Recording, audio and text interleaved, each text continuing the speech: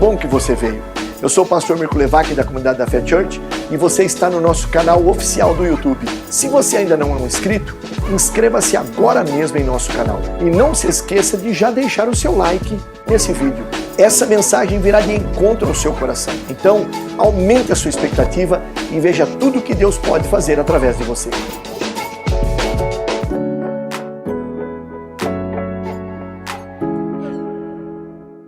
Hebreus capítulo 6, a partir do versículo 4 até o 9.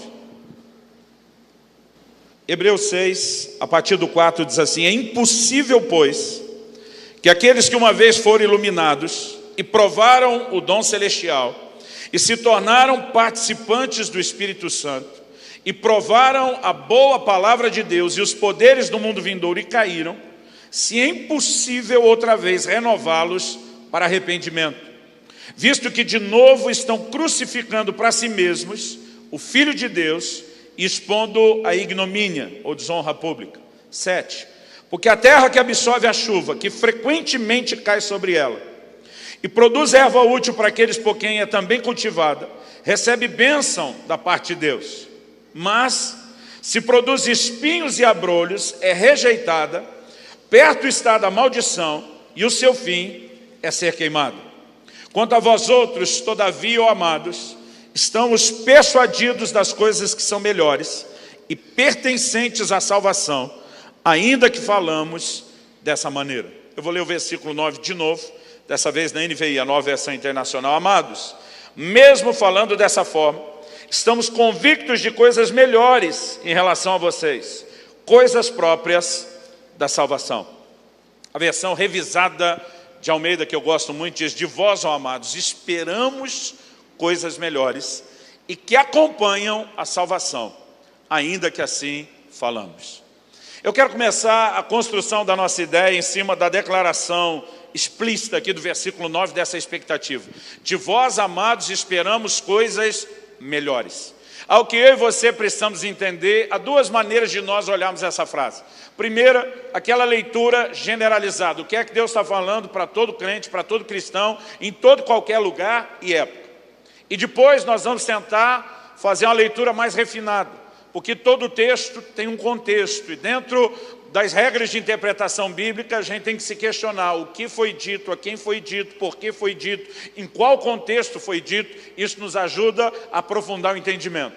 Mas vamos começar pelo aspecto genérico. Deus tem o direito de esperar de cada um de nós o melhor, porque Ele tem feito o melhor por nós. Quando Deus deu Jesus, Ele deu por mim e por você o que Ele tinha de melhor. Romanos 8,32 diz: se Deus não poupou nem mesmo o seu próprio Filho, antes o entregou por amor de nós, a pergunta é: como não nos dará juntamente com Ele todas as coisas? Em outras palavras, Paulo está dizendo: se Deus deu Jesus, que é o que Ele tinha de melhor, Ele faz qualquer loucura por você, crente. Não tem outra coisa que Ele não faça por você. Nós precisamos entender o nível de doação, o nível de entrega daquilo que Deus fez por nós quando enviou Jesus. E precisamos também entender o que é a devida resposta de gratidão, aonde isso deveria nos remeter. O apóstolo Paulo diz: o amor de Cristo nos constrange. E diz: julgando nós isso, se um morreu por todos, logo todos morreram. E os que agora vivem não devem mais viver para si, mas para aquele que por eles morreu e ressuscitou. Então tem que haver uma resposta. Eu me lembro que no início de 99, eu assisti um filme que foi produzido em 98. Eu me lembro que a data era 98, porque era o cinquentenário do final da Segunda Guerra. Muitos filmes do gênero foram produzidos, mas esse é um dos clássicos do cinema. Eu não sei quantos viram o filme O Resgate do Soldado Ryan. Quantos já assistiram esse filme? Um dia desse, meu filho me lembrou, falou: pai, o filme foi produzido no ano que eu nasci, não espero que todo mundo tenha assistido. Então, depois de tanto tempo, já não dá para considerar spoiler. Se você viu, eu quero te ajudar a lembrar a história. Se você não viu, eu quero resumir a história para usá-la como ilustração. O filme traz uma história de gratidão.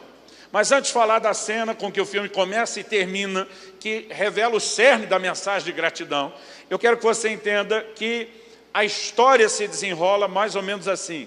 Uma família tinha 4 filhos, todos os 4 filhos foram convocados para servir na guerra. 3 desses 4 filhos morreram. E a família seria notificada da morte dos três no mesmo dia pelo mesmo telegrama. Então surge uma discussão entre os oficiais se é justo notificar uma família que enviou todos seus 4 filhos à guerra, que 3 morreram, sem sequer poder dar o consolo de dizer se o quarto está bem. Quem é o 4º filho? O tal do soldado Ryan. Então eles montam uma equipe, um pelotão, vamos chamar uma equipe, com uma missão de localizar e resgatar o soldado Ryan. A gente sabe que a missão vai funcionar, porque a abertura do filme começa com o soldado Ryan, já velho, idoso, rodeado do que parece a mulher, os filhos, os netos. Então, a gente sabe que a missão vai funcionar. No entanto, ao longo do filme, nós vamos descobrindo o preço da missão. Alguns daqueles que saem nessa missão, que eles classificam de suicida, questionam, será justo que por causa de vários de nós tenham que morrer? Um deles chega a ironizar num determinado momento, dizendo, tomara que ele descubra a cura do câncer. Né? Tipo, tem que ser alguém muito importante para valer todo esse sacrifício. Mas tem um momento depois, o soldado Ryan, interpretado pelo Matt Damon, foi localizado. Eles estavam debaixo da liderança do capitão John Miller, interpretado pelo Tom Hanks. Esses dias alguém falou, pastor, que memória. Eu falei, memória nada, eu dei um Google para lembrar a história, porque também não dá para lembrar nome de personagem, de ator e tudo. Mas tem um momento onde eles estão agora em confronto com o inimigo. Eles se escondem atrás de uma ponte de pedra, para quem viu o filme lembra, estão debaixo de fogo cerrado. E o capitão John Miller foi ferido e alvejado e está dando sinais de que não vai sobreviver. Já houve muitas baixas naquela equipe, mas agora era o capitão liderando a equipe. E ele puxa o soldado Ryan para perto de si e ele faz uma declaração, que quando eu estava assistindo o filme, eu esqueci do filme. Aliás, o crente pode falar do que for, ele conversa de política, de futebol, de alimentação. A nossa conversa, não demora muito, vai parar no ponto daquilo que realmente é a convergência de tudo para nós, que é o Senhor Jesus. Ele puxa o soldado Ryan para perto de si e ele faz uma declaração no inglês, earn it, que foi traduzido por faça valer a pena. Talvez uma outra possibilidade de tradução fosse faça por merecer. Quando eu ouvi aquela declaração do faça valer a pena, eu esqueci do filme. Parece que eu fui transportado lá para frente do Monte Calvário. Porque é um paralelo, querido, de gratidão que nós precisamos entender. O filme começa, eu vou repetir o que eu falei antes, com o soldado Ryan, já velho e idoso. Diante, aquilo não é um cemitério, normalmente esqueço o nome, é um memorial aos que morreram na guerra. O nome de cada um dos que morreram na missão de resgatá-lo está lá. E o filme abre com ele lendo esses nomes. Você vai entender a mensagem da abertura depois. E o filme termina com ele emocionado, terminando a leitura dos nomes daqueles que morreram na missão de resgatá-lo. E ele emocionado diz, eu tentei viver da melhor forma possível. O que é que ele está dizendo? Eu sei o preço que vocês pagaram para que eu estivesse vivo. E eu fiz da missão da minha vida honrar o sacrifício de vocês por mim, para que não fosse em vão. Agora, se um ímpio consegue escrever um roteiro desse, outro dirigir um filme desse, uma história de gratidão, de que alguém que tem a consciência, que outros deram a sua vida, que ele não pode desperdiçar e viver a vida de qualquer maneira, e que ele tem que honrar o sacrifício, a pergunta é, o que eu e você, entendendo o sacrifício de Cristo, não deveríamos manifestar na nossa caminhada cristã? Qual o nível de honra e gratidão eu e você não deveríamos manifestar? Em Filipenses 1:27, o apóstolo Paulo diz, vivei de modo digno da vocação com que foi chamado. É uma forma mais bonita e polida de dizer, faça valer a pena, honre o sacrifício de Jesus. Então, a primeira mensagem que eu vejo aqui é essa, para cada um de nós. Deus, quando está dizendo de vós, amados, esperamos coisas melhores, Ele está dizendo, faça valer a pena, honre o sacrifício. E o que nós precisamos entender é que a vida cristã é progressiva.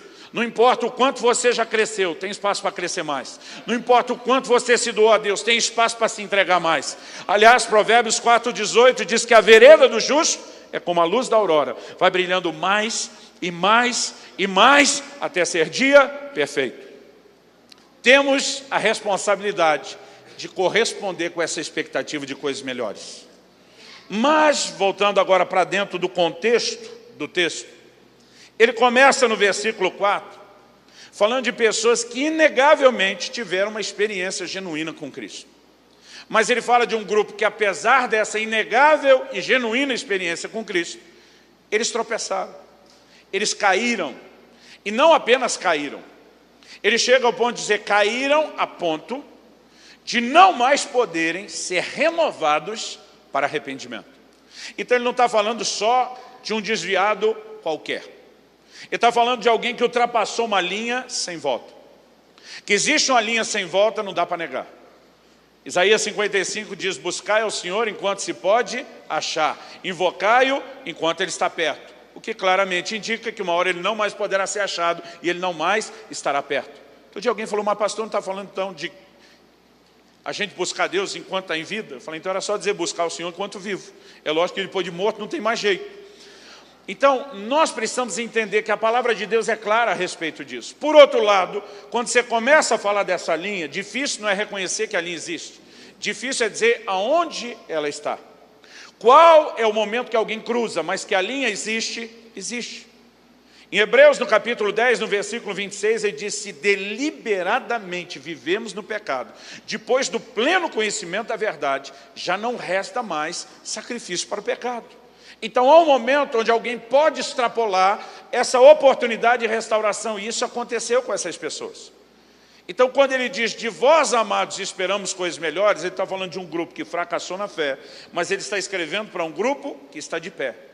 E ele está dizendo, de vocês, nós esperamos algo melhor do que eles. Em outras palavras, Deus espera que eu e você não abortemos o processo que foi iniciado. Jesus é chamado na Bíblia de o autor e o consumador da fé. Ele começa, ele termina. Nenhum de nós tem o direito de encerrar a fé antes de completar a caminhada. Agora, isso não quer dizer que não é possível. Paulo, escrevendo a Timóteo, fala de alguns que naufragaram na fé. Qual é a ideia do naufrágio? O camarada entrava num navio atracado num porto, saía numa jornada, e quando completasse a jornada e alcançasse o seu destino, lá o navio atracaria e lá ele desembarcaria. Quando ele fala do naufrágio, ele está falando de alguém que não completou a jornada. E não só não completou a jornada, teve a jornada abortada, mas normalmente essa história terminava com gente perecendo. E ele faz um paralelo na fé. Infelizmente, ao longo dos meus 30 anos de vida no Espírito, eu tenho visto muita gente naufragar na fé. O Brasil vive um momento singular de crescimento da fé cristã. Matéria de capa da revista Veja, no final de 2016, acho que foi entre novembro e dezembro, dizia o seguinte, em no máximo até 2040, então era uma projeção já na virada do ano para 23 anos, e no máximo até 2040, a matéria dizia, o Brasil será uma nação predominantemente evangélica. Isso não é gente profetizando, não é nem necessariamente gente que gosta de nós, é uma curva gráfica, é pura projeção estatística sendo aplicada. Se a coisa continuar indo como está, na pior curva gráfica de crescimento, em até 2040, nós seremos maioria na expressão de fé na nação. Muita gente tem se convertido e Deus seja louvado por isso. Agora, essa é a parte da estatística que empolga.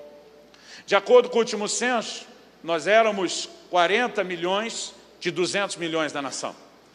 Os mais realistas estão dizendo que somos hoje pelo menos 50 milhões. Os empolgados já estão falando de 60 milhões. Eu vou esperar o próximo censo. Mas a verdade é que se há uma estatística de crescimento por um lado, tem uma outra estatística que me assusta por outro. Desde que nós éramos mais ou menos 30 milhões, essa estatística ela vem se mantendo mais ou menos de pé. Para cada um crente firme que você encontra hoje dentro da igreja, você tem pelo menos do lado de fora um desviado. E significa que se somos hoje 50 milhões, poderíamos ser 100. Já poderíamos ser o dobro. Mas a verdade é que muita gente não está completando a carreira que começou. O que me faz entender que o maior desafio da igreja brasileira não é simplesmente evangelizar, é consolidar esses frutos numa fé permanente. E eu acredito que nós temos que entender isso. Então, quando o autor está dizendo de vocês esperamos coisas melhores, por um lado ele está dizendo vocês não podem interromper a carreira, vocês têm que completá-la. Irmão, eu não sei você, mas eu vivo em função de uma frase. Toda a minha dedicação de vida é em função de uma frase. É a frase que eu vou ouvir da boca do Senhor Jesus quando eu cruzar os portais da glória. Servo bom e fiel, entra no gozo do seu Senhor. Sabe, há algumas coisas que me inspiram. Uma notícia como hoje, de um homem como Billy Graham, que pregou pessoalmente para mais de 3 milhões de pessoas, indiretamente para mais de 215 milhões de pessoas, em 185 dos quase 200 países. Pensa num guerreiro. Mas a parte mais bela da vida dele para mim não foi as realizações ministeriais. A parte mais bela da vida desse homem foi que ele serviu a Deus com honra e terminou a carreira com integridade. Nós precisamos não apenas começar bem, nós precisamos terminar bem.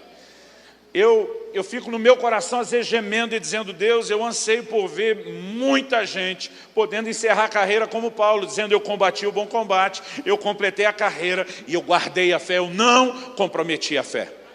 Agora, o que será que nos falta como igreja?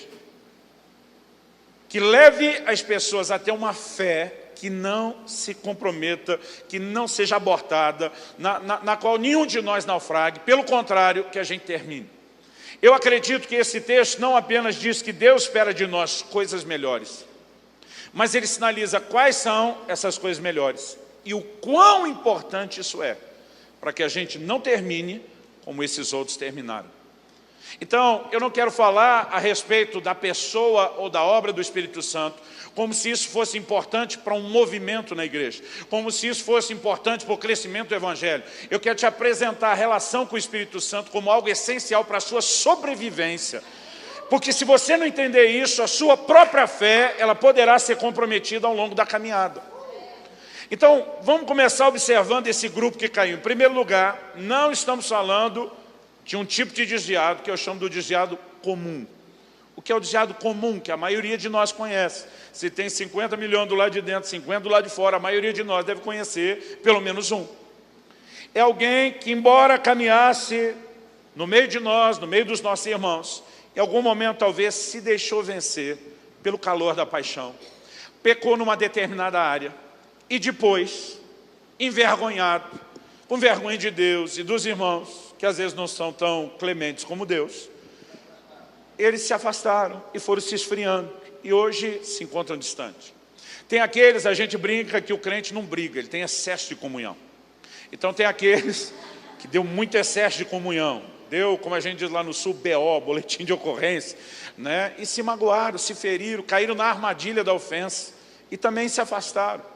Agora, são pessoas que a qualquer momento podem ser restauradas e nós precisamos crer nisso. Eu gosto, outro dia alguém falou: pastor, eu mencionei esse texto, o senhor está dizendo que nenhum desviado tem voto. Eu falei: nunca falei isso.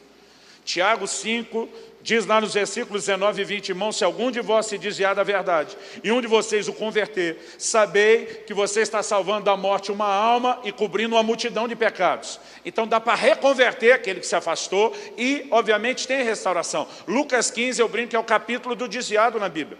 A palavra de Deus fala da parábola da ovelha perdida, da moeda perdida, do filho perdido, e todos foram restaurados e houve festa pela restauração. Irmãos, eu creio que nos próximos anos um vento de Deus vai soprar sobre a igreja brasileira e muitos desviados vão voltar para a casa de Deus. Na nossa igreja, nós não fazemos mais apelo só para quem quer aceitar Jesus. Todo culto, quem quer aceitar Jesus, quem quer reconciliar. Irmão, pensa na concorrência ali, né, do que está acontecendo, quem que está brigando mais pelo outro para ver quem ganha essa corrida. Então, eu creio que há restauração. Agora, essas pessoas não cruzaram essa linha sem volta, simplesmente porque se esfriaram. Como eu citei Hebreus 10, 26, a Bíblia fala de deliberadamente viver no pecado depois do pleno conhecimento da verdade. O versículo 29 de Hebreus 10, e há todo um contexto na epístola toda, ele diz o seguinte: eles calcaram aos pés o Filho de Deus, profanaram o sangue da aliança com o qual foram santificados e ultrajaram ao Espírito da graça. Então, só para você entender um pano de fundo histórico, debaixo de perseguição, muitos dos crentes judeus começaram a se retratar da sua fé para serem recebidos de volta no judaísmo. Historiadores dizem que alguns deles vinham a público diante das sinagogas para renegar sua fé em Cristo publicamente, dizendo: não creio que Jesus seja o Messias ou o Filho de Deus, não creio que ele foi concebido do Espírito Santo de uma virgem. Havia declarações absurdas, ao ponto de alguns dizerem: não creio que o seu sangue purifique dos pecados mais do que o sangue do sacrifício de um animal qualquer. Eram declarações nesse nível. Agora a pergunta é: como alguém pode chegar a esse ponto? Alguns diriam: nunca tiveram uma experiência com Deus. Eu discordo. Por que discordo? Primeiro, a Bíblia diz que não era possível renová-los para arrependimento. Renovar significa que arrependeram antes. Não vai dar para conduzir o arrependimento de novo, mas houve arrependimento no começo. Primeira característica. Segundo, o versículo 4 diz que eles foram iluminados. O termo iluminado fala não só da luz de Deus resplandecendo nas trevas da vida de alguém, mas a palavra iluminado no Novo Testamento, ela fala de revelação. Não é gente para quem o evangelho foi mal pregado ou mal explicado. É gente que teve entendimento espiritual. O texto diz que eles provaram o dom celestial, uma clara menção ao novo nascimento. Eu não vou gastar tempo tentando provar que isso fala do novo nascimento, porque a afirmação seguinte exige que eles tenham que ter nascido de novo. A afirmação seguinte diz: se tornaram participantes do Espírito Santo. Em João 14, Jesus, quando diz: eu não vou deixar vocês órfãos, eu vou enviar um Consolador, ele diz: o qual o mundo não conhece e nem o pode receber. Uma pessoa não pode ser participante do Espírito Santo lá do mundo sem a conversão. E diz: o mundo não conhece e não pode. Jesus categoricamente diz: não pode receber. Em Romanos 8:9, Paulo diz: se alguém não tem o Espírito de Cristo, esse tal não é dele. Então qual a lógica bíblica? Quem é dele tem o Espírito Santo, quem não tem não é dele. E se tornaram participantes do Espírito Santo, então eram dele. Agora, além do arrependimento, além de ser iluminado, além de nascer de novo, além de participar do Espírito Santo, o texto diz: provaram a boa palavra de Deus. O verbo aqui traduzido provaram, fala de provar no sentido e na ideia de saborear, como se faz com a comida. A versão espanhola de Reina Valera diz: degustaram a boa palavra de Deus. Então está dizendo de gente que não só o evangelho não foi mal pregado, houve revelação, mas gente que foi instruída, ensinada e teve uma boa dieta na palavra de Deus. Agora, além dessas 5 características, repetindo: arrependimento, foram iluminados, nasceram de novo, se tornaram participantes do Espírito Santo, provaram a boa palavra de Deus. O texto ainda diz: e provaram os poderes do mundo vindouro. Irmão, não era crente meia boca, era gente que viu a manifestação da glória e do poder de Deus. Eu pensava, quase 25 anos atrás, quando comecei a pastorear, que se a gente levasse alguém até essas 5 características, eu pensava: esse crente está garantido. Não tem mais o que pare esse crente. Mas a prova que eu estava equivocado é que esse povo tinha essas 6 características e ainda assim não só tropeçaram, mas a Bíblia diz: caíram a ponto de não mais poder ser restaurados. Significa que essas 6 coisas não são importantes? Não, não é isso que eu estou dizendo. Elas não só são importantes, eu as classificaria como vitais. Não tem vida cristã sem arrependimento, sem iluminação, sem novo nascimento, sem participar do Espírito Santo, sem a boa palavra de Deus e nem sem os poderes do mundo vindouro. Então não estou dizendo que não é importante. Agora, o que o texto está nos dizendo? Que essas coisas não são suficientes para quem quer terminar a carreira. Quando ele diz: de vós, amados, esperamos coisas melhores, está dizendo: essa turma aqui arrependeu, foi iluminada, nasceu de novo, participou do Espírito Santo, provou a boa palavra de Deus, os poderes do mundo vindouro e caíram. Então nós esperamos de vocês mais do que isso. Esperamos coisas melhores, esperamos que vocês vão além, porque essas coisas são importantes, mas não são suficientes. Então ele está dizendo: tem algo mais, além dessas coisas, que é necessário para você, se você quer ter uma fé que sobreviva, se você quer ter uma fé que resista, se você quer completar a sua carreira. Agora a pergunta é: Deus diria esperar de nós coisas melhores, sem sinalizar o que exatamente é o algo melhor que Ele espera? Eu diria não. Isso não concorda com o padrão da revelação de Deus em toda a Bíblia. Mas muitas vezes eu ficava pensando: o que são essas coisas melhores? Eu lembro no início do meu ministério, preguei uma mensagem: coisas que acompanham a salvação. Que esse povo foi salvo. Ele está dizendo: de vós, amados, esperamos coisas melhores e que acompanham a salvação. Mas eu fiz uma lista, irmão, de um monte de coisas que eu imaginava ser importante. Agora o que a palavra de Deus aponta ser mais importante?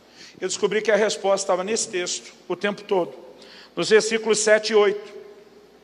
Durante muito tempo, quando eu lia esse texto, eu achava que o versículo 7 e 8, falando a linguagem de informática, era aquele tipo de texto que alguém copiou e colou no lugar errado. Eu penso que ele está falando de uma coisa, agora ele fala de outra. Mas quando o versículo 9, ele volta amarrando tudo, é a prova de que ele não mudou de assunto. O que ele introduz nos versículos 7 e 8, na verdade, é uma alegoria, uma ilustração. Ou falando uma linguagem mais bíblica, uma parábola. E aí vamos ler o versículo 7 e 8. Ele diz: porque a terra que absorve a chuva que frequentemente cai sobre ela, e produz erva útil para aqueles por quem é também cultivada, recebe bênção da parte de Deus. Mas se produz espinhos e abrolhos, é rejeitada, perto está da maldição e o seu fim é ser queimada. Então ele está falando de crente ruim, que tropeçou e se perdeu. Ele está falando de crente bom, de quem se espera coisas melhores. Aí ele entra com um exemplo, falando de terra boa e terra ruim. Qual é a prova que isso é uma alegoria? Ele diz a respeito da terra ruim: o seu fim é ser queimada. Terra não queima. Nós sabemos que ele está falando de um outro incinerador aqui. Ele está falando do inferno, do lugar da condenação e da perdição eterna. Então ele fala de dois tipos de terra. Uma que corresponde com Deus e por isso tem a bênção. Outra que não corresponde, não dá o devido fruto, está perto da maldição e o fim é ser queimado. E um dia de repente me caiu a ficha, eu falei, a chave está aqui, o entendimento está aqui.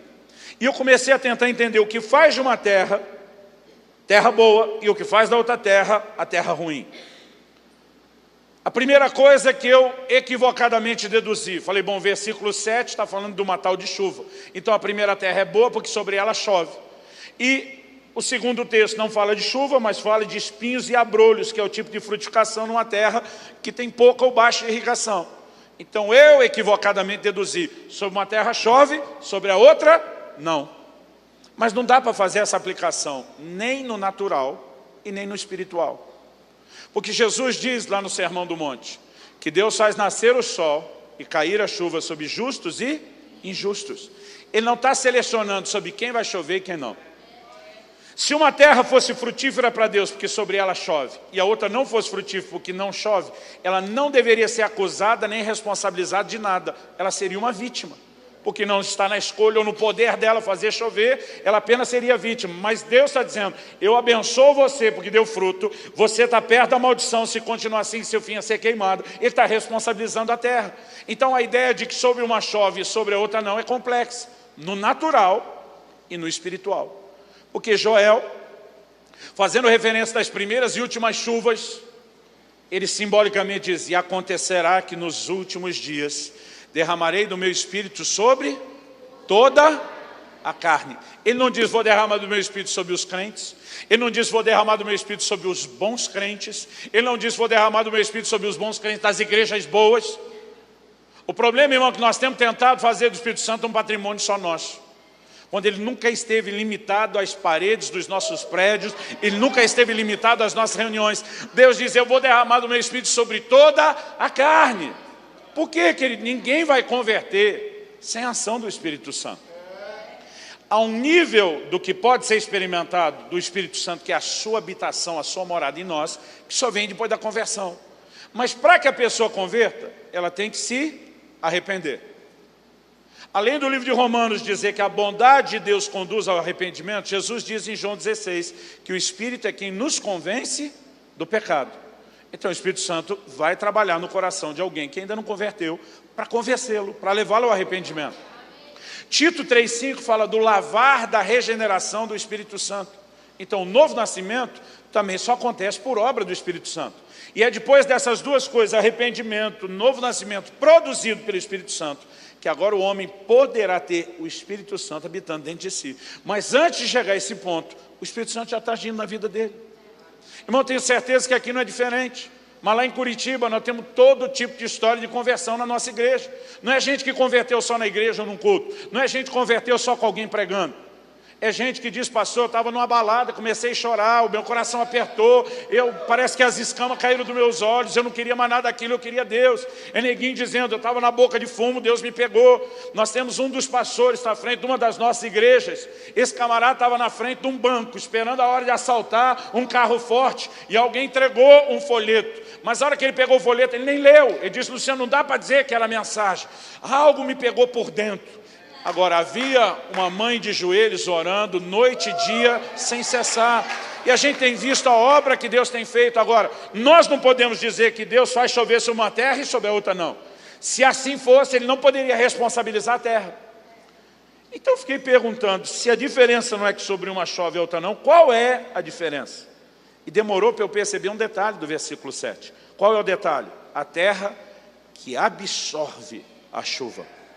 Uma outra versão diz a terra que embebe a chuva. Tem uma terceira tradução que diz a terra que retém a chuva. A diferença entre uma terra e outra não é que sobre uma chove e a outra não. É que uma terra segura a chuva. O que é a chuva é o maior investimento de Deus para que a terra frutifique. E eu quero começar hoje e terminar amanhã uma ideia e um conceito bíblico muito forte. De que a obra do Espírito Santo não é unilateral. Não adianta Deus fazer com que o Espírito seja derramado e chova sobre nós, se nós não entendemos a importância de corresponder com a chuva que está caindo. Se nós não decidimos reter a chuva, se nós não entendemos que a obra do Espírito pode ser desperdiçada, então nós estamos caminhando em direção a um destino perigoso. Porque alguns apresentam a ideia de que a obra do Espírito Santo é unilateral, é irresistível. Irmão, conversa.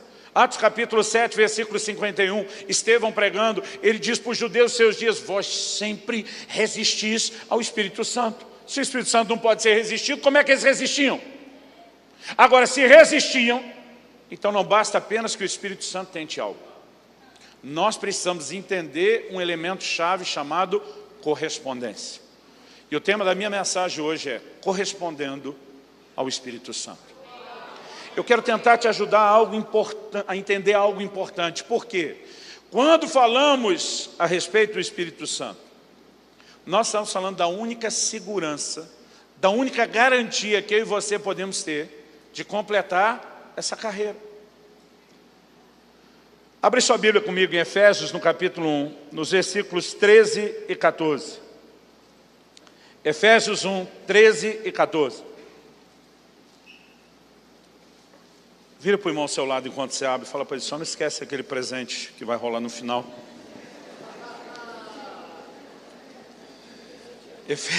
Outro dia alguém falou para mim: pastor, isso não é apelação não? Eu falei: não, é o mais alto nível de apelação, não é só apelação. Efésios 1, 13. Ele termina o 12 usando a expressão em Cristo. Aí ele entra no 13. Em quem? Então esse em quem? Em Cristo. Em quem também vós, depois que ouvistes a palavra da verdade, o evangelho da vossa salvação, tendo nele também crido, fostes selados com o Santo Espírito da promessa, o qual é o penhor da nossa herança, até o resgate da sua propriedade, em louvor da sua glória. A palavra penhor já não é tão usada na nossa geração. Então vou ler aqui a NVI, que no versículo 14 diz que o Espírito Santo é a garantia da nossa herança até a redenção daqueles que pertencem a Deus para o louvor da sua glória. Agora, a pergunta a ser feita é: o que é esse selo? O que é essa garantia? Durante muito tempo, as igrejas históricas, tradicionais, baseado nesses próprios versículos 13 e 14, seguia uma lógica. Depois que ouviste a palavra da verdade, tendo nele crido, fostes selados. Então, a tentativa de questionamento dessa definição teológica do selo do Espírito, ela parecia não existir. Quando o crente é selado, depois que ouve a palavra da verdade que crê, então o momento tem um novo nascimento, o Espírito Santo vem habitar nele, foi selado. E durante muitos séculos na história da igreja, essa verdade nunca foi questionada. Até que chegou o movimento pentecostal, na virada do século XIX para o XX. E os pentecostais começaram a dizer: não. Se o crente nascido de novo está selado, por que é que tem tanto crente desviando? Eles disseram: não pode ser só essa experiência do novo nascimento e o Espírito Santo habitando dentro deles. Eles começaram a tentar apresentar uma outra ideia. É o revestimento de poder, é o batismo no Espírito Santo. Tanto que até hoje, nos círculos pentecostais, a gente tem um sinônimo. Às vezes o pregador não pergunta quem foi batizado no Espírito Santo, ele diz quantos já foram selados. Porque a ideia do selo começou a dizer: não é aquilo, é uma outra experiência. Qual foi o problema dos argumentos dos pentecostais? Que não precisou de muitos anos, nem de décadas, para que o argumento deles caísse diante da experiência. Porque se antes eles diziam: o selo não é isso aqui, porque tem crente que converteu, nasceu de novo, está desviando. Agora tinha crente, nascia de novo, batizado no Espírito Santo, desviando. Aí a turma do lado de cá diz: pois é, se o nosso não era o selo de vocês que era, parece que não selou direito. E aí a confusão ficou ainda maior. E até hoje eu vejo uma dificuldade na mentalidade, na teologia da igreja, de definir o que é o selo. Mas qual é o nosso problema? O nosso problema é que a gente tenta definir o selo como se ele fosse uma experiência única na cronologia da vida cristã. Então o camarada tenta dizer, foi aqui no começo? Não, foi depois que ele foi batizado do Espírito Santo. Não, foi quando ele começou a mover nos dons. Não, foi quando ele teve essa experiência. Eu quero tentar te mostrar que isso não é o selo, uma experiência na cronologia. Mas antes de chegar lá, eu vou dar uma volta e contar uma história. Eu já estou avisando que eu vou dar uma volta, para você não achar que eu esqueci. E eu quero que você se mantenha pensando nessa ideia. Hoje é dia 21 de fevereiro. Isso significa que eu já tenho vivido mais ou menos 16.500 dias de vida. Eu vou arredondar aqui só para facilitar as contas. Para você não ter que pensar muito em 45. Que sempre tem uns fazendo a conta. Vamos ver dividido por 365 quanto dá. Então, para facilitar.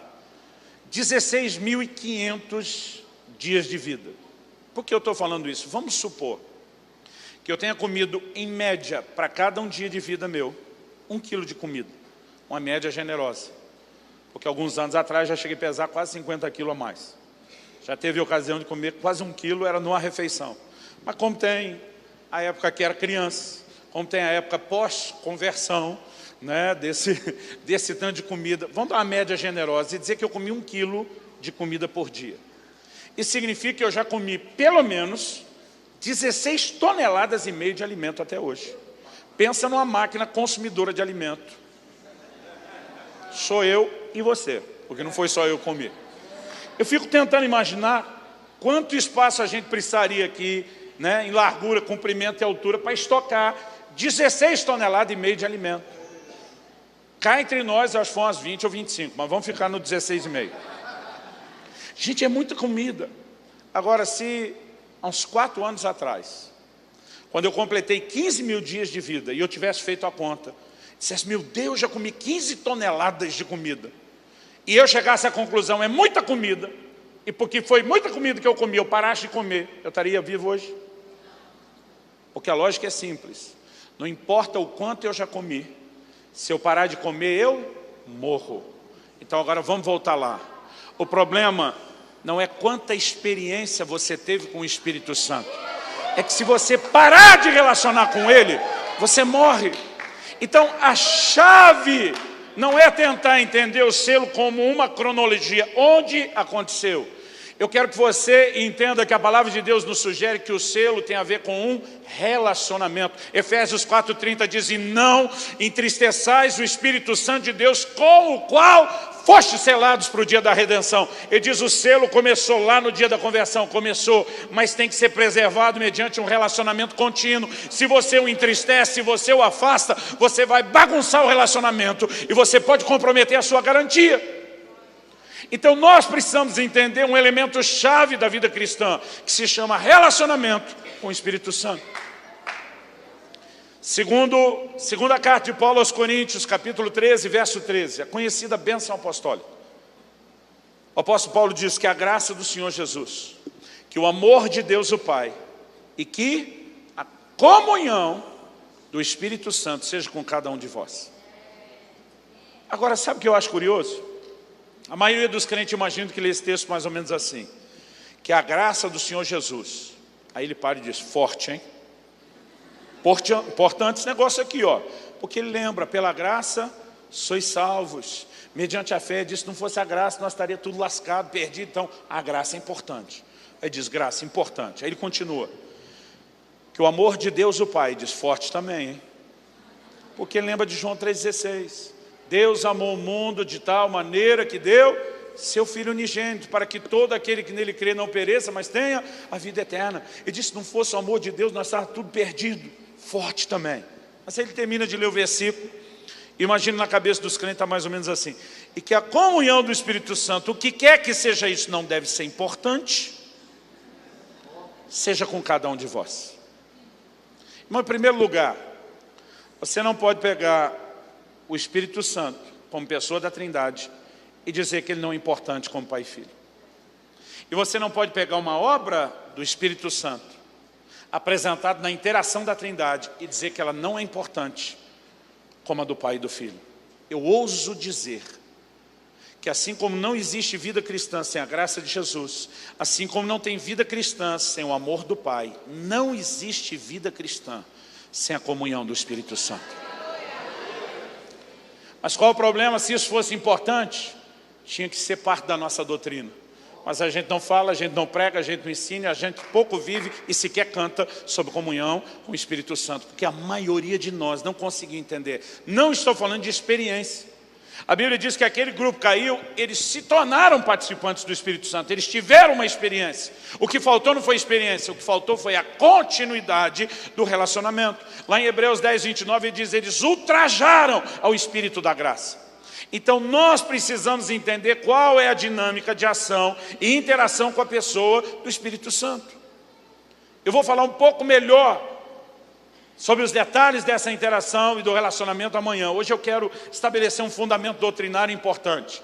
A maioria de nós talvez não conseguiu mensurar a importância da obra do Espírito Santo. Mas em 2 Coríntios 3, Paulo chama a nova aliança de um ministério do Espírito. Ou seja, na hora de trocar por um sinônimo o tempo do Novo Testamento, o tempo da fé cristã que nós vivemos, a Bíblia chama de um ministério do Espírito. Preciso dizer mais. Que ele tem um lugar de proeminência nesse tempo que nós estamos vivendo. Se não é a obra do Espírito Santo, alguém se arrepende? Não. Se não é obra do Espírito Santo, alguém vai nascer de novo? Não. Depois de nascer de novo, tem crescimento e transformação sem obra do Espírito Santo? Não. 2 Coríntios 3,18 diz que Ele nos transforma de glória em glória na imagem do Senhor. Então não tem crescimento nem transformação. Agora, se a gente não entende quem é a pessoa, se a gente não entende a obra, e deixa eu te dizer, a igreja, mesmo a pentecostal e carismática, tem que entender mais do que unção, mais do que dons, mais do que poder. Nós temos que entender essa obra diária do Espírito Santo na nossa vida. Porque o que garante que eu e você vamos terminar a carreira não é se na nossa igreja tem mover, é se na nossa vida, no dia a dia, tem mover. Então, esse entendimento tem nos faltado e a gente está sendo roubado. Então, vamos pensar na importância. O que hoje nós chamamos de cristianismo, para definir a nossa fé. No livro de Atos, você vai ver várias vezes sendo chamado na Bíblia de o caminho. Pastor, por que o senhor está dizendo isso? Está querendo mudar a nomenclatura? Não. Eu quero que você entenda a nomenclatura que eles usavam. Até os de fora se referiam à seita chamada o caminho. Porque eu quero que vocês entendam algo. O próprio Jesus compara a vida cristã e diz que é uma porta e um caminho estreito que conduzem à vida. E divide a vida cristã em 3 partes: porta, caminho e alvo. Porta é a experiência de conversão, quando eu e você entramos em Cristo. Jesus disse, se alguém não nascer de novo, não pode entrar no reino de Deus. Tem um momento onde se entra, tem uma porta, tem uma hora onde a história começa. Mas a experiência de passar pela porta é instantânea. O dia que completarmos a carreira, vamos alcançar o alvo. Ela também será uma experiência imediata e instantânea. Tudo que sobrou entre o dia que você começou até o dia que você termina é o caminho. Aí você vai entender a linguagem, a terminologia bíblica. Paulo escreve aos Efésios, quanto à maneira por que deveis andar. Ele compara a vida cristã a uma caminhada. Paulo diz, eu encerrei a carreira, o caminho. O livro de Hebreus diz que nós temos que correr com perseverança a carreira que nos está proposta. A ideia de caminho era muito forte em todos os ensinos. E se a gente não pensar nisso, nós não vamos entender a profecia de Isaías. Isaías 31, 21, o Senhor diz, haverá diante de vocês um caminho santo. Mas Deus não prometeu só o caminho. Ele também disse, enquanto vocês andarem pelo caminho, haverá atrás de vocês uma voz dizendo, esse é o caminho, ande nele. E aqui nós temos uma chave. Deus nunca prometeu para nós só o caminho, Ele nos prometeu um guia. Romanos 8,14 diz que os que são guiados pelo Espírito de Deus são filhos de Deus. A palavra ali traduzida guiado, no original grego, de vez em quando alguém me pergunta, pastor, onde o senhor estudou as línguas originais? Eu digo, estudei nada. Tem um aplicativo no meu tablet, que eu boto o dedinho na palavra ali, ele puxa toda a cola de quem estudou. Às vezes, para só erudito, a gente diz, de acordo com o léxico da concordância do Dr. Strong, que é a nossa fonte de cola. Essa palavra traduzida guiado significa ser tomado pela mão e conduzido até o destino final. A maioria de nós pensa na liderança do Espírito Santo como uma experiência profética, um direcionamento para uma decisão. Não, querido. Ele quer nos tomar pela mão e nos conduzir o caminho todo até terminar. Quando eu tinha 7 anos de idade e me matriculei, o meu pai me matriculou no que na época a gente chamava da primeira série, hoje acho que já é o 2º ano, mudou a nomenclatura. Gente, eu fui estudar numa escola que era bem mais longe do que a que eu estava acostumado. Era um caminho diferente, eram outros amigos. No dia de sair para o primeiro dia de aula, eu estava apavorado. E eu lembro que meu pai me pegou pela mão em casa. E ele andou comigo aquele mais de 1 quilômetro e pouco, até a escola, de mão dada. Ele não só chegou na escola, que eu ainda não tinha ido, não sabia onde era. Ele achou qual era a minha classe. Ele me botou na fila, na porta da minha classe. Naquela época a gente cantava um hino antes de entrar. O engraçado é que outro dia um moleque falou, que hino? Quase que eu falei, o hino do Corinthians. É uma época que a gente valorizava o hino nacional ainda, né? Aí meu pai disse, você vai ficar aqui, vocês vão cantar o hino. Me ensinou como é que tinha que fazer para cantar o hino, ou fazer que estava cantando enquanto não aprendia. E ele falou, e você segue aquela professora para dentro da classe. Irmão, pensa numa coisa que me tranquilizou. Essa imagem, ela é forte na minha cabeça, na minha memória, nas minhas emoções. E é a imagem que eu penso, quando a Bíblia diz sobre ser tomado pela mão. Imagina eu saindo de casa com o papai segurando minha mão e ser conduzido até o destino final. Esse é o papel do Espírito Santo na minha e na sua vida. E se a gente examinar a palavra de Deus com mais clareza, nós vamos ver o quanto os apóstolos davam valor a logo que alguém se convertia, introduzi-los rapidamente numa experiência com o Espírito Santo. Atos capítulo 8, o evangelho é pregado em Samaria por Filipe. A Bíblia diz que o povo está sendo batizado, muita salvação, cura, libertação, milagre acontecendo. Mas a Bíblia diz o seguinte, que Jerusalém ouviu que Samaria tinha recebido a palavra de Deus. E a Bíblia diz, e enviaram para lá os apóstolos Pedro e João. Outro dia eu citei isso na pregação, falou, ó, só diretoria. Paulo chama Pedro e João de as colunas da igreja de Jerusalém. Não eram apenas 2 apóstolos de destaques. Eles, os 2, junto com Tiago, são chamados de as colunas da igreja. A Bíblia diz que Pedro e João, o melhor time que podia, foi enviado para lá. A Bíblia diz a fim de orar com as pessoas, para que elas recebessem o Espírito Santo. Prioridade 0 para a equipe apostólica. Não vou nem dizer a 1, a 0. Se converteu, tem que ser introduzido numa experiência com o Espírito Santo. Agora, uma coisa é a gente dizer que eram os apóstolos. Porque alguém ainda pode dizer, não, acho que eles pensaram isso meio equivocado. Supervalorizaram a importância da experiência com o Espírito Santo. Então vamos para Atos 9, o capítulo seguinte. O próprio Jesus apareceu para Paulo. Paulo converteu, irmão, converteu como poucos. De vez em quando a gente ainda ouve que o Senhor apareceu para alguém, alguém converteu, mas são experiências raras. O impacto da conversão de Paulo pode ser medido no detalhe que Atos 9 dá, que quando Jesus aparece para Ananias na visão, ele diz, você vai na rua tal, na casa de fulano de tal, procura por um tal de Saulo, apelidado de Tarso. Ele diz, porque ele está orando há 3 dias sem comer nem beber. Quanta gente você conhece que quando converteu, ficou 3 dias trancado no quarto sem comer nem beber? Irmão, a maioria dos crentes não fez isso nem a vida inteira, nem depois de convertido. Quanto você conhece? 3 dias trancado em oração, tamanho o impacto da experiência. Que Paulo estava convertido, irmão, ninguém vai discutir. Só que agora Jesus aparece para Ananias e diz, Ananias, eu preciso do seu. O rapaz converteu, está fiado no jejum, na oração, 3 dias me buscando, num profundo arrependimento. Mas eu preciso que você vá lá e impor as mãos sobre ele. Primeiro, para que ele volte a ver, porque desde que eu apareci ele está cego. Segundo, para que ele seja cheio do Espírito Santo. O próprio Jesus, o cabeça da igreja, dizendo, não importa se eu ganhei o cara, se eu apareci para ele, não importa o nível da experiência. Ananias, ele como qualquer outro crente, porque é um padrão, tem que ser cheio do Espírito Santo. Não é só a experiência de conversão, tem que ser introduzido numa experiência com o Espírito Santo. Vamos para Atos 19. O apóstolo Paulo chega na cidade de Éfeso, encontra um grupo de pessoas que se intitulam discípulos. Primeira pergunta do checklist. Primeira, isso tem que revelar algo para nós. Recebestes vós o Espírito Santo quando crestes? Ele não perguntou, vocês creram? Ele não perguntou, vocês foram batizados? Falaram direitinho de Jesus e disse, recebestes o Espírito Santo quando crestes? Os caras do lado de cá. Viram para Paulo, qual a resposta deles? Atos 19.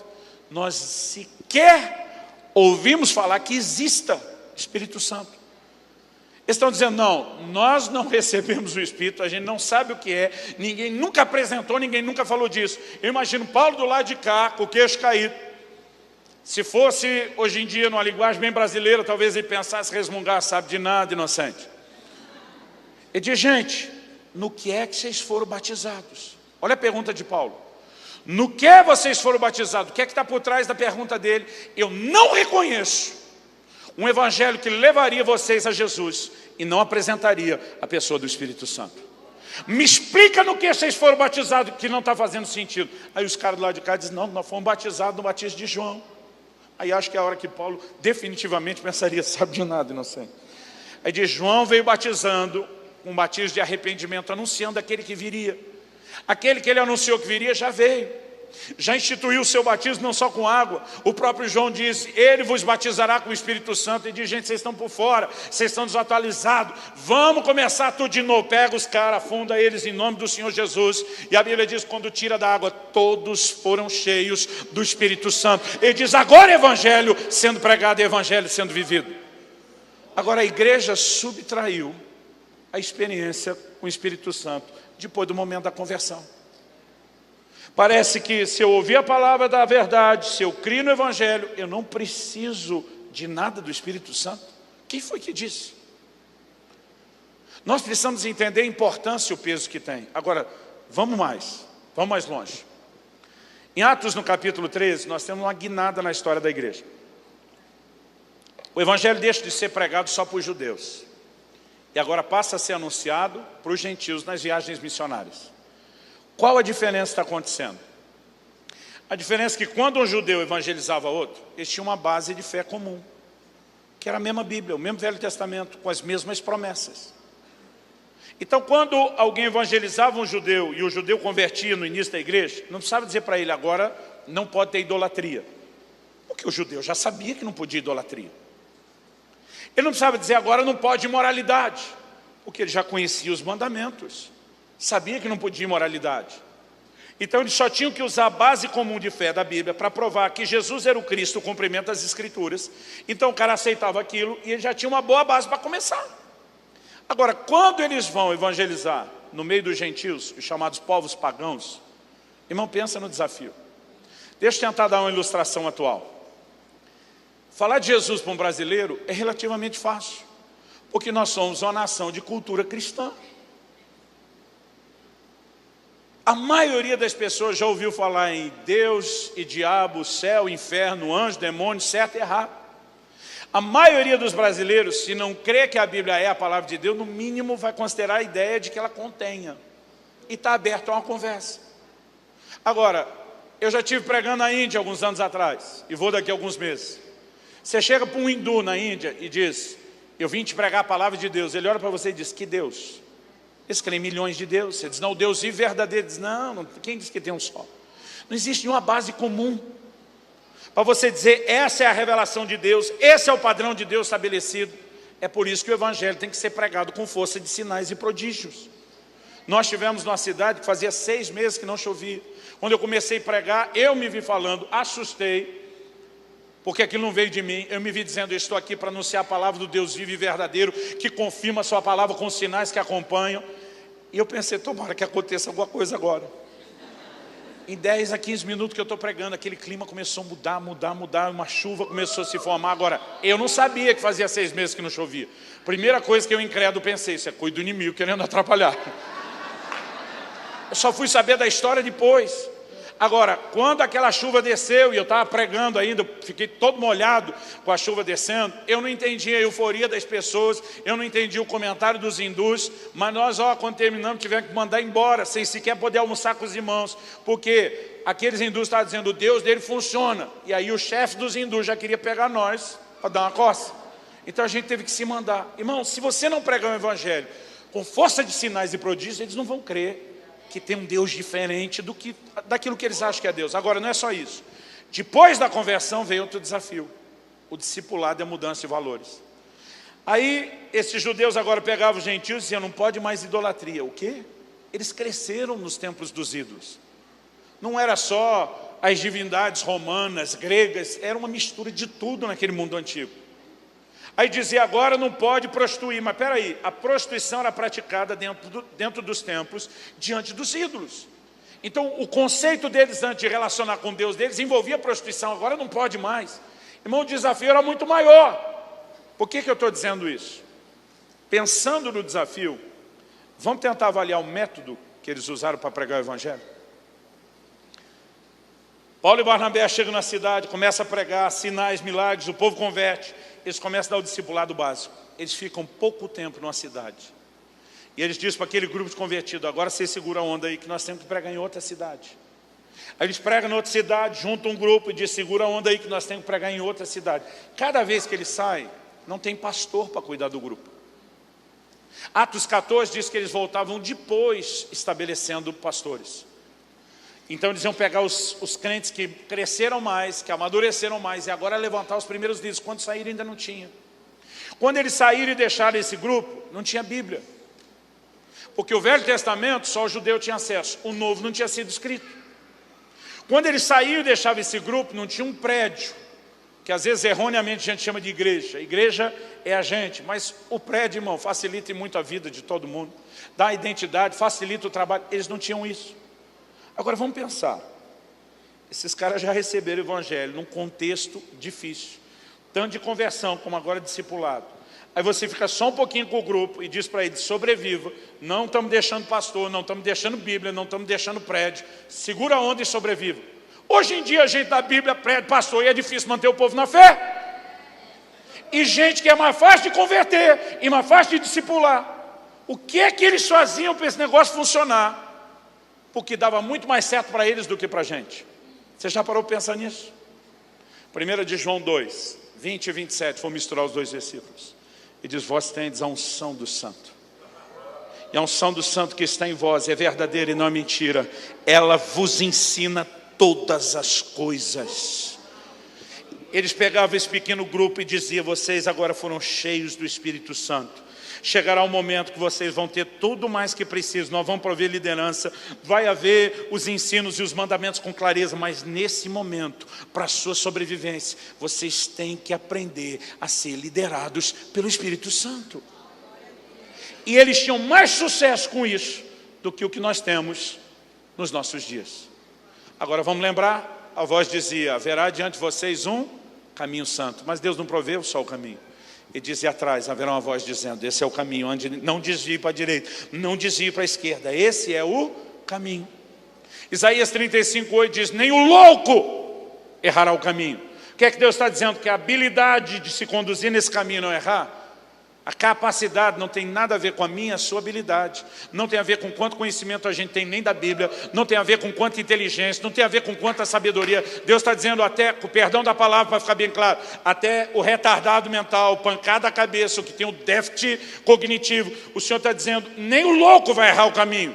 Porque para acertar o caminho, irmão, a gente não precisa de habilidade, só de sensibilidade a uma voz que diz não pisa fora para cá, não pisa fora para cá. E se nós entendemos o que é interagir com essa voz, com essa pessoa, então vai se cumprir na minha e na sua vida o clamor de vós, amados, esperamos coisas melhores e que acompanham a salvação. É a capacidade de corresponder com a água da chuva, de reter a água da chuva, de dizer eu não vou desperdiçar o que Ele está fazendo. Romanos 8:26 diz assim, o Espírito nos ajuda na nossa fraqueza. A palavra ali traduzida ajuda, no original grego é um palavrão, no sentido de ser grande. Sunanti lambanomai. É a composição de 3 palavras, sum, anti e lambano. Essas 3 palavras, sum, anti e lambano, significa pegar firme contra alguma coisa com a ajuda de alguém. Pastor Ilmai. É a conjugação da terceira pessoa do verbo depoente. Gente, eu não sei o que eu estou falando, mas eu decorei para impressionar vocês. Vocês já estavam me olhando pensando, o cara entende, né? Eu não sei o que é isso. Mas deve ser a conjugação. Pegar firme contra alguma coisa com a ajuda de alguém. Se eu precisasse mover esse púlpito agora, o que não é o caso, mas que hipoteticamente eu não só precisasse movê-lo, mas eu pedisse a ajuda de alguém. De repente falasse ao meu cunhado, Tiago, me ajuda. Essa palavra me ajuda no português, ela pode significar 2 coisas. Uma delas pode significar um trabalho em parceria. Está pesado, você pega de um lado, eu pego do outro, nós fazemos juntos. Mas no português pode significar substituição. Cara, eu estou atarefado demais. Enquanto vou resolvendo outra coisa, você move para mim. E aí significaria substituição, não parceria. A palavra usada, sunanti lambanomai, que é pegar firme contra alguma coisa com a ajuda de alguém, que Paulo usa, ele está dizendo que o Espírito Santo pega firme, junto conosco, contra alguma coisa. Essa palavra significava pegar a outra ponta do peso. Ela é traduzida como trabalho conjunto, parceria. Então nós precisamos entender, o Espírito Santo não substitui a minha, a sua responsabilidade.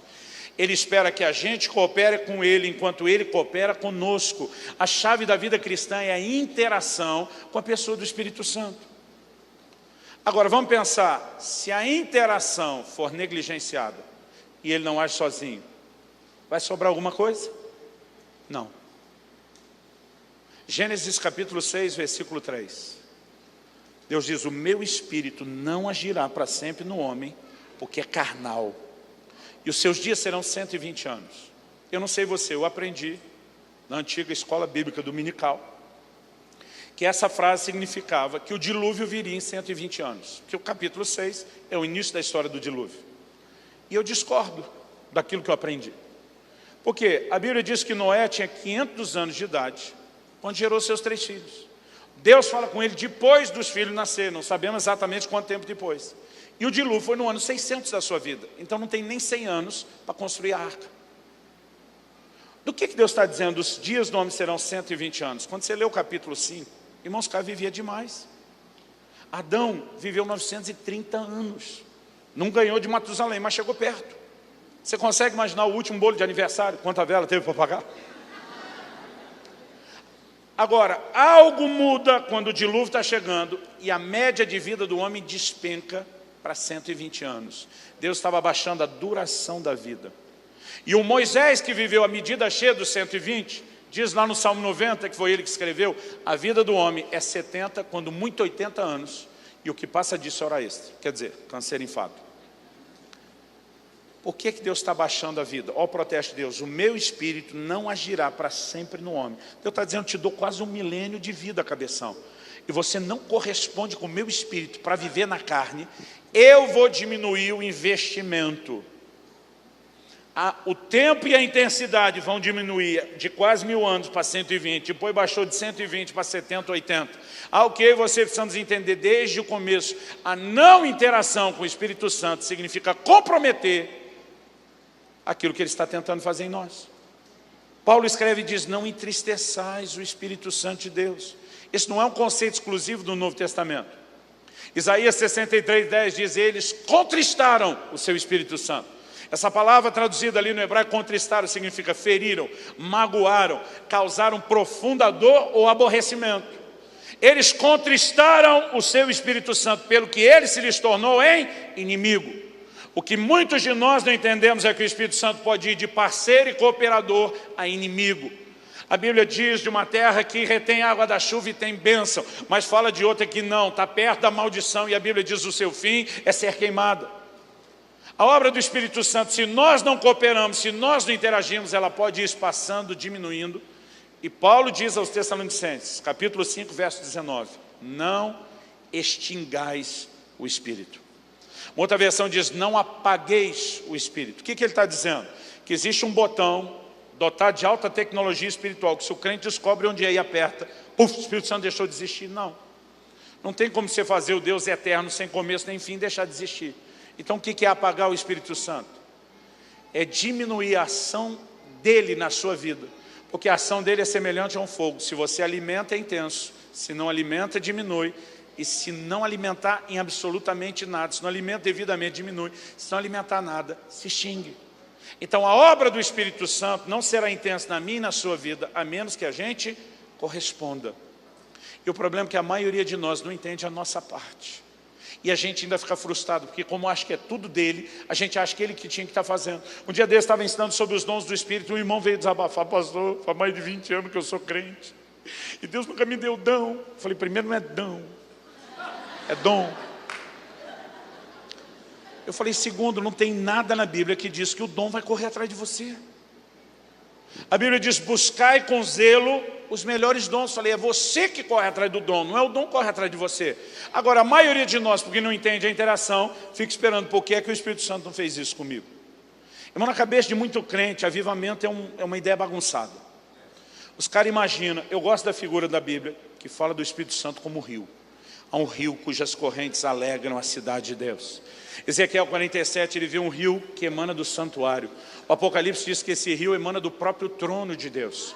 Ele é uma extensão de quem Deus é, faz coisas que só Deus pode fazer. Na visão de Ezequiel, ele diz que as águas do rio tocam o Mar Morto, e o Mar Morto perde a sua esterilidade, vai haver enxames de peixe. Irmão, hoje não existe nada natural que reverta a condição do Mar Morto. 1/3 daquela água é sal. Eu brinco que o mar não é só morto, ele é matador. Onde você entra lá, se tiver com micose no dedo, é capaz de sarar. Porque não tem quase nenhuma bactéria que resista àquilo. Agora, Deus está dizendo que vai ter enxame de peixe. É só única e exclusivamente por uma ação sobrenatural. E ele está tendo essa visão, ele está falando das coisas sobrenaturais. Aí diz que o anjo fala para ele, o profeta, vem comigo. E aí vem os dois juntos, e eles medem 1000 côvados, dá mais ou menos 500 metros. Entrando no rio. O que é que eu aprendo com isso? Não é o rio que vai invadir a sua vida. É você que tem que entrar no rio. Só que tem crente achando que um dia eu vou acordar, vai dar uma enchente espiritual, vai estar tudo alagado, o mover veio, o avivamento chegou. Irmão, eu tenho visto gerações inteiras esperar um avivamento que não chega. Porque enquanto eles estão esperando o rio invadir a vida deles, o rio está dizendo, eu é que estou esperando você entrar. E aí o anjo está dizendo, Ezequiel, aprende as manhas do negócio, vamos entrando. Aí andam 500 metros, água no tornozelo. Aí diz, não para aqui não. Por que eles não pararam? Eu vou fazer essa pergunta mais vezes, e quando eu fizer você vai responder, porque não era hora de parar. Vamos treinar? Por que não pararam? Então eles andam mais 1000 côvados, agora mais 500 metros. Total de 1 quilômetro desde a margem, água no joelho. Mas não pararam, por quê? Andaram mais 500 metros, 1000 côvados. Agora a Bíblia diz água nos lombos, mas não pararam. Por quê? Quando era a hora de parar? A hora que pararam. E não é quando atravessaram o rio. A Bíblia diz andaram mais 1000 côvados. Agora um total de 4000 côvados ou 2 quilômetros. A Bíblia diz eram águas profundas. Águas para se nadar. Significa que não dava mais pé. E agora não mede mais, não avança mais? Não. Por que não? Porque já se chegou ao lugar do destino. Meu irmão, o dia que cada crente entender que o seu destino é o lugar das águas profundas, nós vamos viver uma revolução. Agora, qual a diferença? Que enquanto você tem água no tornozelo, depois no joelho, depois no lombo, isso mostra que há uma progressão na vida no Espírito. Mas enquanto você tem, mesmo você está progredindo, enquanto está dando pé, é você que se governa. Você diz, eu vou para cá, no leito do rio, eu vou para lá. Só que a hora que não der mais pé, não é você que se governa. Agora é o rio que carrega você. Quanto maior é a nossa entrega, maior será o governo do Espírito Santo nas nossas vidas. Mas ele nunca vai assumir o controle, a menos que a gente vá entrando, vá se entregando, até que haja uma combinação, interação, onde o controle seja totalmente dele. Mas nós estamos esperando uma coisa acontecer por si, que não vai acontecer sozinha. Alguns anos atrás eu estava ensinando sobre isso, uma pessoa falou, pastor, lê esse livro. O cara fala quase a mesma coisa que você, de um jeito diferente. Eu lembro que eu olhei, me chamou a atenção o título. O título do livro era O Deus Esquecido. Um livro do Francis Chan, um pastor da Califórnia. E ele fala como o Espírito Santo tem sido ignorado. E tinha uma frase na contracapa do livro, que já valia o livro. Ele diz o seguinte, o autor escrevendo, se eu fosse Satanás, e meu objetivo final fosse frustrar os propósitos de Deus e o seu reino, uma das minhas principais estratégias seria levar os frequentadores de igreja a ignorar o Espírito Santo. Se ele é essa chave, não faz sentido que talvez uma das maiores estratégias do diabo seja roubar da igreja o entendimento de como usar a chave. Quando eu li isso eu pensei, pois se eu fosse o diabo, e eu quero deixar claro que eu não sou. Pois se eu fosse o diabo, eu acho que eu faria a mesma coisa. Porque nós estamos falando de algo central. Aí um dia eu estou ensinando sobre isso, alguém falou para mim, acho que o senhor está supervalorizando o Espírito Santo. Falei para ele, aprendi com Jesus. Em Mateus 12, 31 e 32, Jesus diz o seguinte: se algum de vocês blasfemar contra mim, o Filho do Homem, ele diz, eu resolvo a bronca, eu seguro a onda para você, a gente se acerta. Ele diz, mas se blasfemar contra o Espírito Santo, não haverá perdão para você, nem nesse mundo e nem no vindouro. Ele não está querendo dizer, olha, eu sou menos importante, então passa. O Espírito Santo é mais importante. Porque se por um lado nós não podemos diminuir o Espírito Santo em relação ao Pai e Filho, também não podemos ampliar a posição e o valor que ele tem, porque eles são um. O que é que Jesus está dizendo? Se você blasfema contra mim, o Espírito Santo ainda está trabalhando no seu coração para que você se arrependa. Tem conserto através do Espírito Santo. Mas se você blasfema contra ele, você estancou o único canal que poderia gerar conserto. E aí lascou tudo. O que é que Jesus está dizendo? Que não há nada tão sério, tão sublime, importante, para que a gente se conserve no caminho, tanto com a liderança, como o convencimento, como o Espírito Santo. Agora, se eu me posiciono contra ele, qual é a consequência? Eu estou comprometendo todo o plano e todo o propósito de Deus. Quando o autor de Hebreus diz, de vós, amados, esperamos coisas melhores. Ele está falando que nós temos que corresponder ao Espírito Santo. Quem está entendendo, diga amém. Quem me dá mais 5 minutos? 5, 10, 15, 20. Essa sempre dá certo. Vocês aguentam um pouquinho mais? Eu já dividi em 2 partes, mas mesmo assim, é um assunto que valia umas 4, 5 noites. Então vamos tentar fazer valer um pouquinho aqui. Quando estamos falando dessa obra do Espírito Santo, eu acho que há algo que eu e você precisamos de fato entender. É a maneira como o próprio Jesus fala do nível de vida cristã que seria vivido com a chegada do Espírito Santo. Em João 14, Jesus diz, olha, eu não vou deixar vocês órfãos. Eu estou indo para o Pai, mas eu vou enviar o Consolador. Quando eu lia João 14, eu pensava, não estou dizendo que é isso, na pessoa do Espírito Santo como um estepe. Eu pensava, Jesus está indo embora, para o carro não ficar sem a roda, vai botar o Espírito Santo é o estepe. Mas na minha cabeça, nem o Espírito Santo ia conseguir segurar igual. Hoje mesmo quem investe dinheiro e bota aquelas rodas legais no carro, não compra a quinta roda do estepe. Porque a menos que o estepe apareça, tipo aquelas picape que fica para fora, eles não estão preocupados que o estepe seja tão bom, porque só vai usar de vez em quando. Então normalmente a gente não dá moral para o estepe. E por pensar assim, eu não valorizava a obra do Espírito Santo. Mas um dia eu estou lendo João 16, e lá Jesus diz assim, convém que eu vá. Versos 12 e 13. Ele diz, porque se eu não for, o Espírito Santo não vem. Olha só, Jesus não está dizendo, já que eu estou indo embora, o Espírito Santo está vindo. Ele está dizendo, gente, eu tenho que ir. Porque se eu não vou, o Espírito Santo não vem. Eu tenho que vazar. Para você entender melhor. Não é teológico, mas te ajuda. Eu tenho que vazar embora, porque senão o Espírito Santo não vem. E ele precisa vir. Ele diz, eu preciso comunicar algumas verdades e vocês não podem suportar. Eu, nesse momento, não consigo colocar as verdades dentro de vocês. Vocês não têm estrutura e eu não tenho as ferramentas para fazer como deveria. Mas quando vier o Espírito da verdade, Ele vos guiará toda a verdade. Jesus não está dizendo que o Espírito Santo ia só manter o nível. Ele estava dizendo, Ele vai subir a coisa a um outro patamar. Haverá um nível de compreensão, haverá um nível de revelação, haverá um nível de comunicação das verdades que nem eu, pessoalmente, consigo fazer com vocês. Quando você olha por esse prisma, muda tudo. Eu lembro de um dia alguém falou, eu queria ter vivido nos dias de Jesus. Poder andar perto dele, tocar nele. Eu falei, irmão, qualquer um de nós queria. Só não fale isso como se o que nós temos hoje fosse inferior ao que os apóstolos tinham naqueles dias. Porque o que nós temos é algo extraordinário. Nós só precisamos entender o que é. Entender como relacionar. Eu vou falar mais sobre esse relacionamento amanhã. Sobre essa interação amanhã. Mas é muito importante que essa doutrina do Espírito Santo seja bem firmada e bem estabelecida. Ele pode ser resistido, ele pode ser ignorado, ele pode ser entristecido, ele pode ser apagado. E Tiago ainda diz no versículo 5 do capítulo 4, ou supondes que em vão diz as Escrituras, que o Espírito que Ele fez habitar em nós anseia por nós até o ciúme. Então Ele pode ficar enciumado.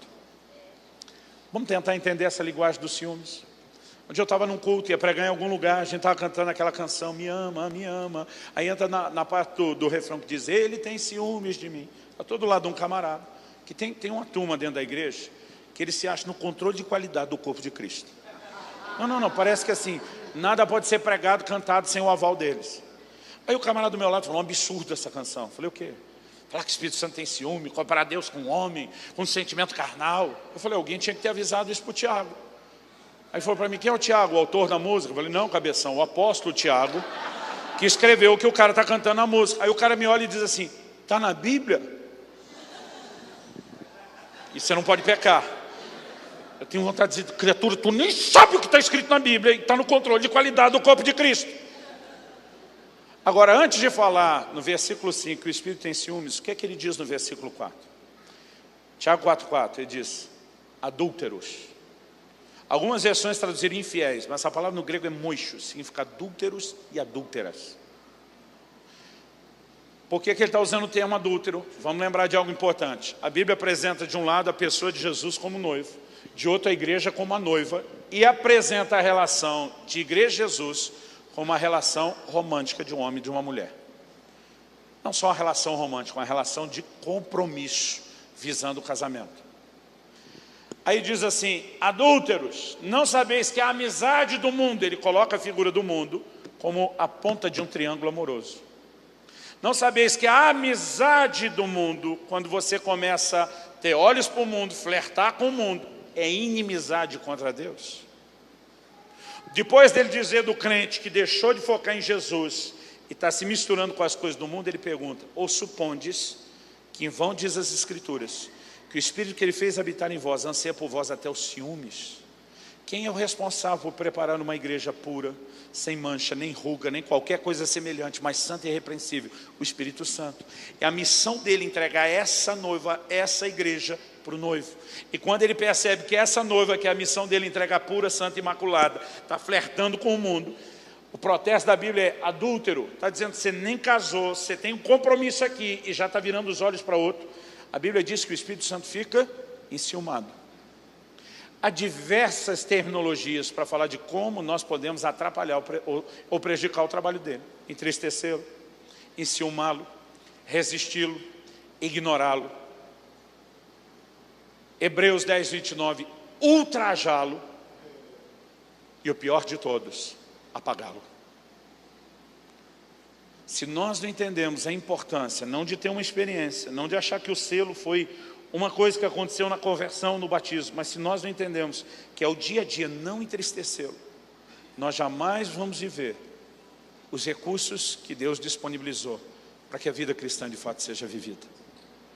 Então nós temos que repensar doutrinariamente o que é o relacionamento com o Espírito Santo e ao mesmo tempo também entender isso na prática. Tenho certeza que através dessa mensagem você pôde experimentar um pouco daquilo que nós temos vivido aqui na Comunidade da Fé. Por isso, não se limite apenas em ficar do outro lado da tela. Não importa se você está longe ou perto, nós estamos com os braços abertos para te receber. Comunidade da Fé, um lugar para você amar e ser amado.